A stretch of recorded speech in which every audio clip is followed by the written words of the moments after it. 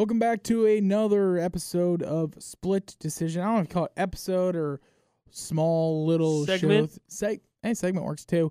Kind of a state of the UFC type address. You know, you give those State of the Union addresses. We give State of the UFC. Suck it, Obama. Haven't had a wow. That's gonna get us arrested. Suck it, Romney. That's not yet, and doesn't get us arrested. Suck it, George Washington. It's funny because he's dead. Dana White. Yeah, well, and there's a lot we got to talk about. Obviously, you know, Jon Jones and Dana White are best buddies now. They go kayaking together.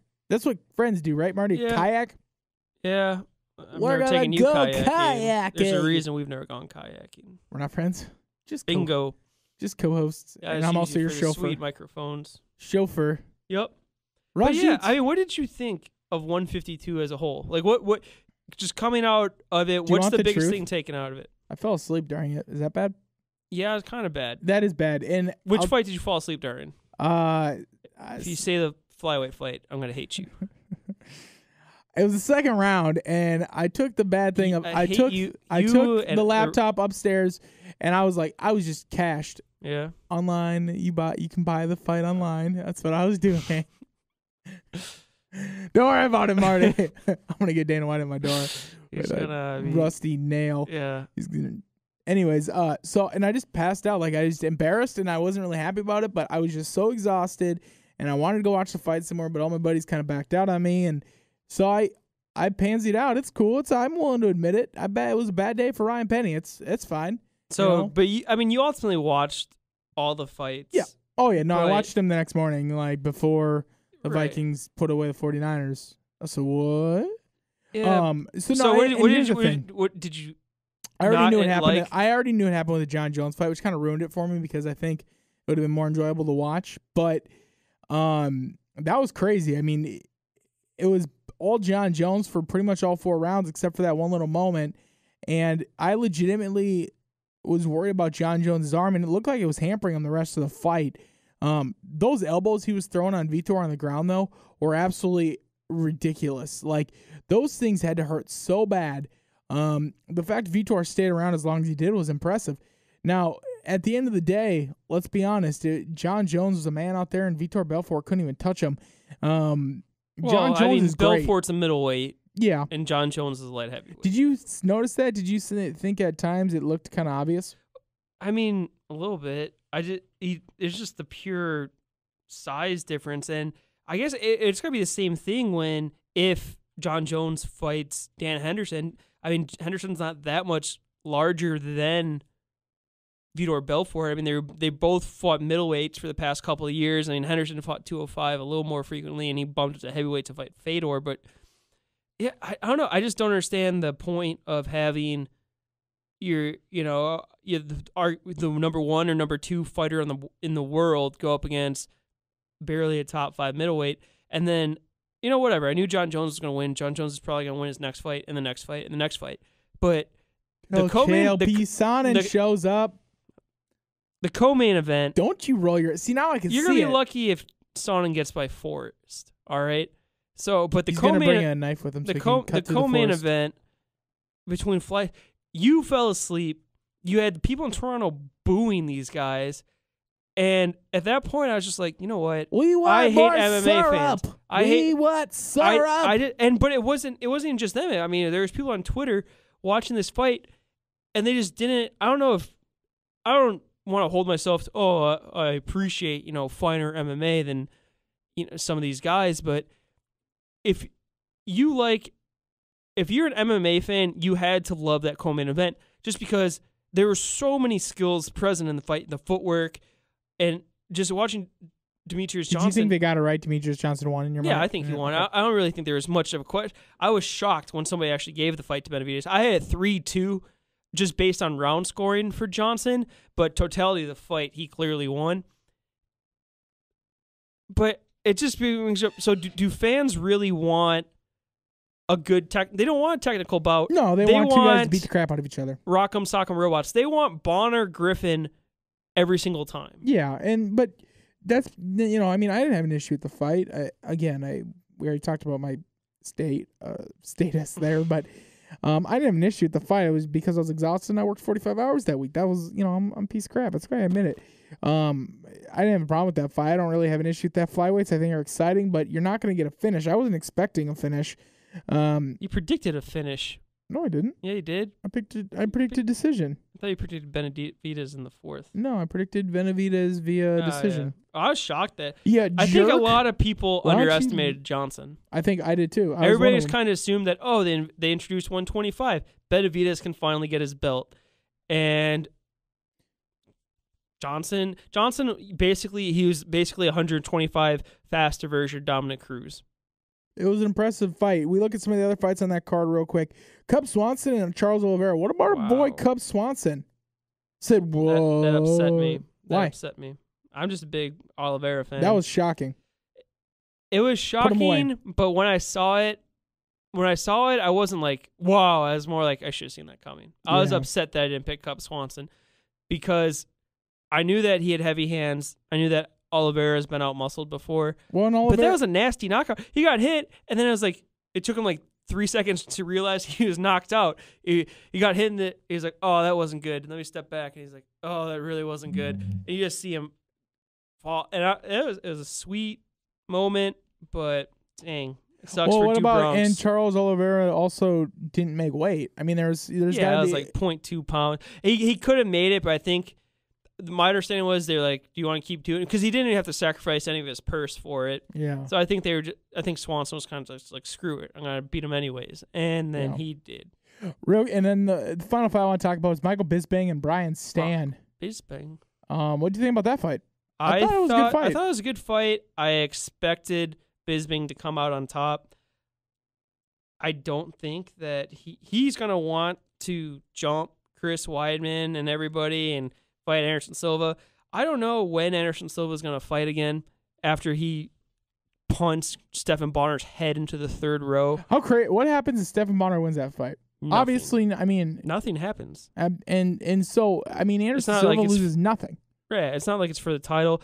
He loses some mystique, but it's not like if he loses, he's probably going to take more time off. What if this happens? What if he loses and then Stephan Bonner says, "I'll go down to 185. I want to fight for the belt."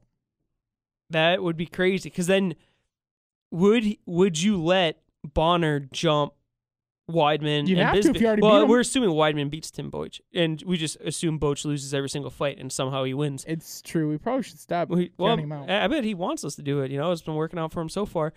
That would be a crazy situation, and I'd say you have to let Bonner jump him. I mean, that happens. Now, I don't think that happens, but there's always a possibility there. Now, I guess any other news, Marty, that you really wanted to touch on, I guess, rumors-wise? We saw the Strikeforce card get canceled between the main event. It was actually going to be the same night as UFC on Fuel, and it was going to be Gilbert Melendez versus Pat Healy as the headliner. And basically, it was kind of like 151 with John Jones. Gilbert Melendez he came out, and my problem with Gilbert Melendez was it sounded like he definitely could have taken the fight if he wanted to. I believe he separated his shoulder, and he was like, "Oh well, if I was younger, I'd probably fight, but I'm not gonna be 100%." And he used the word John Jones did. He called it, like it's not good for business, And then and it wasn't really on Zuffa that they canceled it because Showtime was like, "Well, okay, Gilbert Melendez isn't gonna be on this card. Well, we don't really want to show it." And then after they didn't have a TV partner, they had to cancel it. But I just think it's time that Strikeforce has to go. I mean, all they got, they're holding on to Luke Rockhold, Gilbert Melendez, to an extent Ronda Rousey, I guess, but Daniel Cormier, these guys who are wasting the prime years of their career over on Showtime. Not a lot of people are watching, but they have to be making some money, otherwise they wouldn't be keeping this going on. It's just kind of like, okay, Strikeforce, you were there for a while. We have to find a way to get, especially Melendez. He's earned his keep over in Strikeforce. Daniel Cormier, okay, he's been there for like a year or two. Whatever. I don't feel as bad for him being over there. But we have to find a way to get Melendez in the UFC. Just because lightweights, 155 between Diaz, Pettis, Cerrone, Henderson, between those 4 guys, you could put any of those 2 against each other. Now you add Melendez into that mix. You could have an all lightweight show, and that probably could be card of the year with all those guys on it. Yeah, absolutely. Moving back over to the UFC, with all the changes that's been going on, there's one fighter I have a big question mark on, and it's my favorite fighter, so you know who I'm going to mention, Chael Sonnen. He moves up to 205. He's going to be fighting against Forrest Griffin in December, but you keep hearing his name, and the question is, do you think he ends up fighting Forrest at 205, or is he going to be sitting there waiting? You know, let's say Stephen Bonner gets hurt. All of a sudden, you know that phone might be ringing. Chael Sonnen. I assume that fight would probably still 205. I doubt that fight would be at 185. No, it'd be 205. Right. Because they both be training for 205. But right. Chael Sonnen going to Brazil. And I mean, him and Bonner are probably buddies. And it's kind of like, hey, come on. But they're training together, and Steven's like, "Why are you going so hard, Chael?" Sonnen, same thing with Henderson. Oh, I didn't know that Henderson was hurt, but I've just been pumping iron, and I can make it. I'm in shape. And you're like, well, that's a little fishy. Weren't you just training? Whatever. But that's and hypothetically, let's say he doesn't take Bonner's spot. Let's say Sonnen goes up, and I guess you don't really expect a stunning knockout out of Sonnen. Or even a submission, I guess. But so he finishes Forrest, and he does it impressively. Does he stay at 205? I don't know. Does he go down to 185? He's not going to get John Jones. He's not going to get Anderson Silva. I thought he wouldn't get John Jones, but I'm not going to doubt the power of Chael Sonnen talks himself into 2 title shots at 185. Yeah. And he almost won the first one. So? I'm just saying. I mean, he backed up his talk in the first one. I'm not saying and you could argue he backed up his talk in the second one if it wasn't won for the that first spinning. round. If it wasn't for that stupid spin, like he slipped on a banana peel. I don't know what it was. It was like Mario Kart. They just threw it in there. But you know how funny that would be is if someone could make a GIF of Vanderlei Silva just like eating a banana and just like tosses it over, and then all of a sudden you see like Chael go down, and he's like, oh crap. It's crazy. But who else? I mean, I don't want to see John Jones destroy Dan Henderson. I don't want to see John Jones fight Machida again. Who has a better chance against John Jones? Machida, Dan Henderson, or Chael Sonnen? Or what fight do you want to see the most out of those 3? The fight I want to see the most is, I don't want to say Sonnen because I don't want to reward him. But of the 3 best fighters, I think Henderson has the best chance of beating John Jones. Just because his right hand could end the fight any second, and neither one of those 3 guys can end a fight as quickly as him. And Sonnen, I just kind of want to see him talk. Honestly, I think he makes the fight so interesting. I think he probably is going to have to fight again. I don't think he won't fight Dan Henderson. I don't think, just because they're boys. So I think we were talking about this a couple days ago. Yeah, but they think Dan Henderson might fight Machida now. Right. So, but I'm saying if Henderson beats Machida, you kind of have to give Henderson the shot. Anderson Silva's next fight's going to be against George St. Pierre. I'm calling it right now. If George St. Pierre gets by Carlos Condit. How little sense does that make, though, for Anderson Silva to go up to 205 and then cut down to 170 if he cuts down to 170? Well, when is GSP scheduled to face Condit? I want to say October. Let me look here. It's mid-October, I want to say. And that fight wouldn't happen till maybe Super Bowl weekend. Because you put GSP faces Anderson Silva, then you have those guys face off at Cowboy Stadium. They don't fight till November 17th. Okay, so then you can't have that on the Super Bowl weekend card. But you can have it sometime. Can't? February? Anderson Silva's going to be done here. But GSP fighting, when did you say it was November? 17th. So December. 4 months. December, January. He's got half of November, all of December, all of January, and like a week of February. So yeah, but he probably wants like 8. You need like 8 weeks for a training camp. So he wants a little longer. He probably would want a little bit break, especially after all this layoff. But hey, maybe it depends. It would depend on how the Condit fight goes. When does Diaz get off his suspension? February. February. He's appealing it now, so we'll see how that goes. We've been listening to Split Decision. Make sure to come back. We'll have a wrap-up show for you, all that good stuff. You have been listening here to Split Decision.